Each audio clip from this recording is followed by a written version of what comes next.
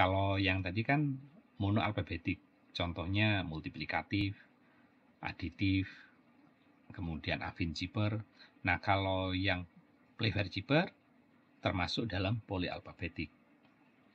Kenapa termasuk polyalfabetik? Karena huruf yang sama belum tentu jadi ciphertext yang sama di plaintext. Misalnya aturannya seperti ini kan. Kalau ada huruf dalam horizontal yang sama seperti HE di sini, misalnya HE, maka digantinya dengan satu huruf ke kanan. H menjadi E menjadi C. Jadi HE menjadi EC. Kemudian kalau ada huruf yang sama, maka diinsert X. Sehingga ada LX di sini, LX. Nah, kalau ada L, kemudian ada X, dia hurufnya ke bawah, vertikal, maka dia diganti dengan huruf di bawahnya. Atau muter lagi. Jadi kalau LX, L-nya menjadi Q, X-nya menjadi Z, QZ. Berikutnya kalau LO. LO, karena ini diagonal, maka diganti dengan huruf horizontal yang lurusannya vertikalnya. Sehingga L diganti B, O diganti X. LO menjadi BX. Terlihat di sini bahwa huruf L yang pertama menjadi huruf Q. Huruf L kedua menjadi B. Nah, karena L tidak one to one, tapi ini bisa jadi dua tadi, one to many. Pertama jadi Q, yang kedua jadi B, maka Clever-Cipher adalah polyalfabetik. Ini tetap substitusi tapi termasuk kategori polyalfabetik.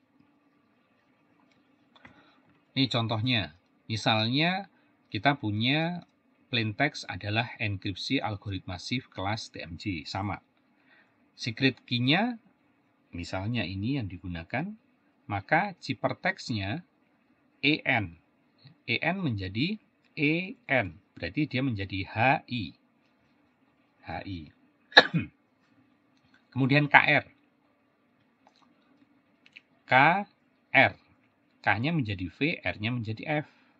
VF, dan seterusnya. Contoh lainnya dari substitution, mode substitution Cipher itu adalah V-generate Cipher. V-generate Cipher itu sebetulnya adalah aditif Cipher, tapi kuncinya panjang. Kalau di aditif atau shift Cipher kuncinya hanya satu, sesar kuncinya hanya satu. Tapi kalau yang di V-generate kuncinya itu beberapa karena dia panjang. Sehingga kalau kita punya plain text, katakan P1, P2, P3, dan seterusnya, kemudian kita punya ciphertext C1, C2, C3, dan seterusnya, maka kuncinya itu kita bisa pakai berulang-ulang. K1, K2, KM, K1, K2, KM, dan seterusnya. Sehingga kalau kita punya metode encryption, ciphertext ke I itu sama dengan plain text ke I ditambah kunci ke I. Dekripsinya juga gitu. Jadi plain text ke I adalah ciphertext ke I kurangi kunci ke I. Misalnya di sini kita punya message CS listening menggunakan kunci Pascal. Kita bisa susun CS listening sebagai per blok per 6 menyesuaikan dengan panjang kuncinya CS listening. Plain text value-nya S18, H07, E04, dan seterusnya. Kemudian key-nya Pascal, P-nya 15, 0, 18, 2, dan seterusnya. Dijumlah di modulus 26, dapatlah 7, 7, 22, 10, 18, 22, dan seterusnya. Ketika diterjemahkan ke ciphertext menjadi H, H, W, K, S, W, X, S, L, G, N, T, C, G, dan seterusnya. V-generate Cipher kita bisa melihatnya sebagai kombinasi dari aditif Cipher sebanyak jumlah kuncinya. Kalau jumlah kuncinya M ya sebanyak M aditif. Dalam hal ini kuncinya ada 6 karena Pascal kan. Key pertama P, kemudian key kedua A, S, C, A, L. Nah, plain text yang untuk key pertama berarti di huruf pertama tiap blok. CS listening berarti S, I, dan N. Kemudian yang untuk A berarti H, S, dan G. Sementara yang ketiga tidak hanya kebagian 2 blok, E dan T, dan seterusnya. Nah, tiap P1 ini kita jumlahkan dengan P, kemudian S menjadi H, I menjadi X, N menjadi T, disusunnya sama H pertama, blok pertama, X blok kedua, C blok ketiga, dan seterusnya, sehingga dapatlah keseluruhan Cipertex HHW KSW X SL GN P JG. Contohnya kalau dalam MATLAB, plain text enkripsi algoritma shift kelas TMJ. Visionary Zipper-nya, kuncinya Pascal, kemudian Cipertex-nya MGV, MBTAB, LGZS, dan seterusnya.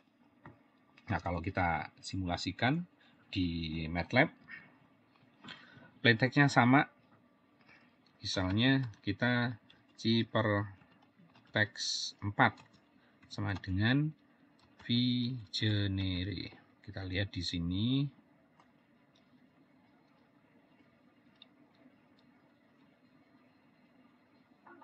Visionary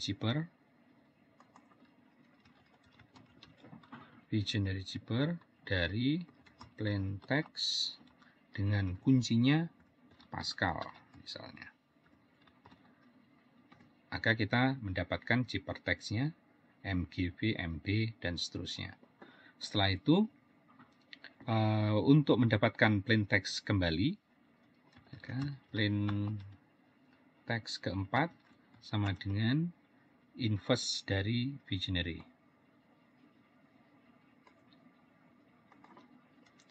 Inverse Visionary Zipper dari Cipertex 4, Pascal. Nah, kita dapat enkripsi algoritma shift kelas TMJ.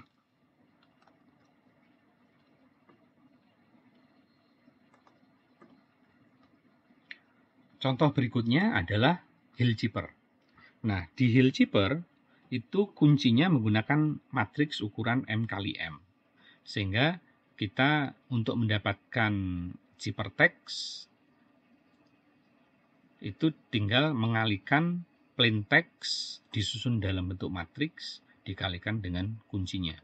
Nah, terlihat dari sini kelihatan bahwa C1 itu sama dengan P1 kali K11 ditambah P2 kali K21, kemudian ditambah seterusnya sampai PM kali kunci M1.